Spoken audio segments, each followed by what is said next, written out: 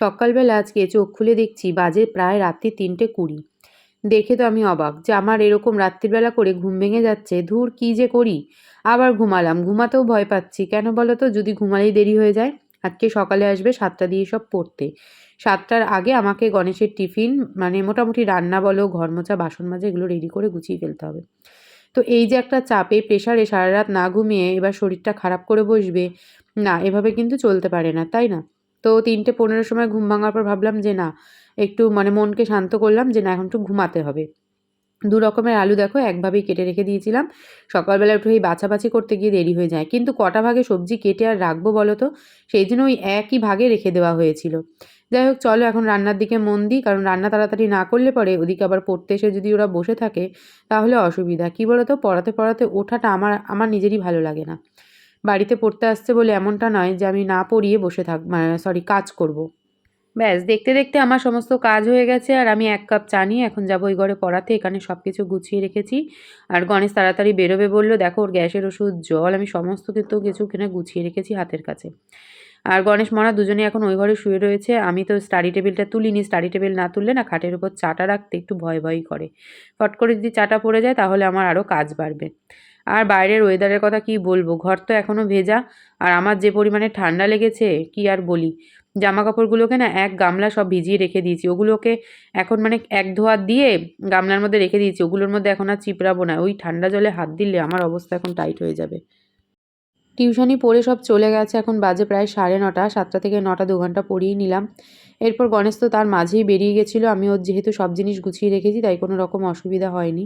এখন আমি সবার আগে জামাকাপড়গুলোকে মেলে দিতে এসেছি। না হলে তার জামাকাপড়গুলো শুকাবে না, তাই না বলো? জামাকাপড়গুলো যদি না মেলি জলও ঝরবে না আর শোকাবেও না। তো মাথার মধ্যে আগে কাপড়টাকে পেঁচিয়েছি মানে ওড়নাটাকে। কি হচ্ছে বলো তো? বাইরে প্রচণ্ড হাওয়া দিচ্ছে আজকে। টিফিন খেয়ে মনা বসে গেছে পড়তে আর আমার ওই ঘরে এখন অনেক কাজ রয়েছে। আলনার জামা কাপড়গুলোকে সবার আগে ভাঁজ করব, জল গরমের বাটিটা এখন সরিয়ে দেবো, সরিয়ে সিঙ্কের বাসন কটাকে মাজবো, গামলার বাসন কটাকে তুলবো, কালকে সবজি কাটবো, ভিডিও এডিট করব, ভিডিও আপলোডে বসাবো, তারপরে স্নান সেরে মাছের ঝোলটা একদম দুপুরবেলা গরম গরম করবো, কারণ এখন তো আর কেউ খাচ্ছি না, এখন আর মাছের ঝোল বানিয়ে লাভও নেই। চলোকে জামা কাপড় ভাঁজ করে নিই, প্রচণ্ড ঠান্ডা বাইরে। সকালবেলা ভাত, রুটির সাথে একটা তরকারি, ভাতের সাথে একটা ভাজা, এই রান্না করেই কিন্তু আজকে পড়াতে বসে গেছিলাম। মাছের ঝোলটাকে আর করিনি। কি বলতো? সময়ে কোনোভাবেই পেরে ওঠা যাচ্ছে না। আর সবথেকে বড় কথা, গণেশ এখন মাছের ঝোল নিয়ে কাজেও যাবে না, খেয়েও যাবে না, আর এদিকে মনের স্কুলও নেই। তাই মাছের ঝোল রান্না করা নিয়ে আমার এতটা চাপও নেই। ওদিককার কাজকর্ম গুছিয়ে দেখো এখন বসেছি সবজি নিয়ে। কানে একটা হেডফোন গুঁজেছি কারণ মনা ওই ঘরে পড়ছে। আমি যদি কানে হেডফোন না গুঁজি তাহলে মনটা উসখুস করবে শুধু মনার সাথে কথা বলার জন্য। ওই জন্য কানে হেডফোন গুঁজে ভিডিও দেখি কিংবা গান শুনতে শুনতে কিন্তু এই দেখো ইঁচড় নিয়ে এসছে, দেখেছো কয়খানা ফালি করে। চলো ঝটপট করে ইঁচড়টাকে কেটে ফেলি।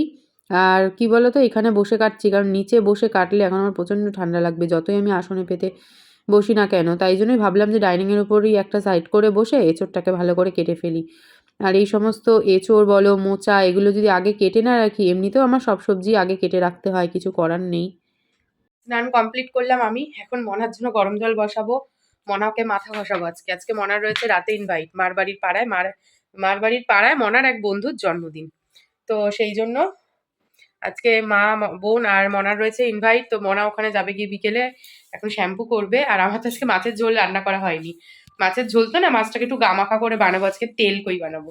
তো এই যে সব গরম জলের জিনিস রেডি করেছি, ওকে গরম জল করিয়ে মাথা ঘষিয়ে তারপর রান্নার দিকে আসবো। তো চলো ঝটপট করে ফেলি। প্রায় 12টা বাজে। ভেবেছিলাম যে একটু তাড়াতাড়ি খাওয়া দাওয়া করে শোবো। তো দেখা যাক তাড়াতাড়ি খাওয়া দাওয়া করতে পারি কিনা। মনার মাথাটা ঘষিয়ে দিয়েছি আর ওকেই দিয়েছি পুজো দিতে, কারণ আমি প্রচুর কাজ সেরেছি আজকে, অত সকালে উঠেছি। আমার শরীরে সত্যি কথা বলতে এখন না আর এতটুকু এনার্জি নেই। এই যে সামান্যতম একটু রোদ এসছে, মনাকে বলেছি এখন পুজো দিয়ে এই রোদটা একটু দাঁড়িয়ে থাক। ঘুম থেকে উঠে সন্ধে পুজো দিলাম। আরেকজন ওই যে ঘুরে বেড়াচ্ছে, সারা দুপুর পড়েছে, এখন ঘুরে বেড়াচ্ছে, কারণ এখন যাবে হচ্ছে নিমন্ত্রণ খেতে। ফলে বালতি মানে বন্ধ কর্মা দিম্মা বাড়ি যাবে।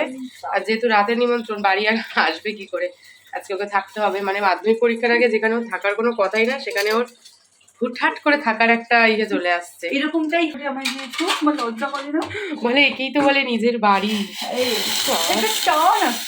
ও শেকড়ের টান, দিম্মা বাড়ির সাথেও শেকড়ের টান। ছোটবেলা দিয়ে তো ওখানেই মানুষ হয়েছে, তাই না? তা যাই হোক, এখন হচ্ছে ও একটু পরে যাবে। বোন টিউশনি বলছি, বোন ডিউটি দিয়ে বেরোবে, বেরিয়ে তারপর ওকে এসে নিয়ে যাবে। আর আমি এই যে চা ছেঁকছি, সবার নিয়ে তো আমি একা থাকবো বলে। আমি পড়াবো, আমার তো কত রাত অব্দি পড়ানো রয়েছে, পড়িয়ে টড়িয়ে নিয়ে তারপরে গণেশ আসবে, আমি রান্নাবান্না করবো। রান্নাবান্না কিছু নেই, মানে এই গোছাবো আর কি কাজ। আমার ফোন আছে, ফোন দেখবো। এই বাবা, ভিডিও এডিট আছে। প্লেট নে, চায়ের প্লেট নে। নিয়েছি। চা রেডি, আর তার সাথে নিয়েছি একটু নিমকি। আজকে আর মুড়ি নেই, মুড়িটা আনতে হবে। মুড়ি নিতে পারলাম না। বললাম না আজকে রয়েছে মনার রাতে নিমন্ত্রণ। তো দেখো আমি রাত্রে খাচ্ছি রুটি আর পালং শাকের তরকারি, আর গণেশ ওদিকে ভাত খাচ্ছে। দুজনে মিলে টিভি দেখতে দেখতেই আজকের দিনটাকে শেষ করলাম। ভিডিওটা ভালো লাগলে প্রথম দিয়ে শেষ অবধি দেখো, লাইক কমেন্ট শেয়ার করো, আর চ্যানেলটা যারা এখনো সাবস্ক্রাইব করো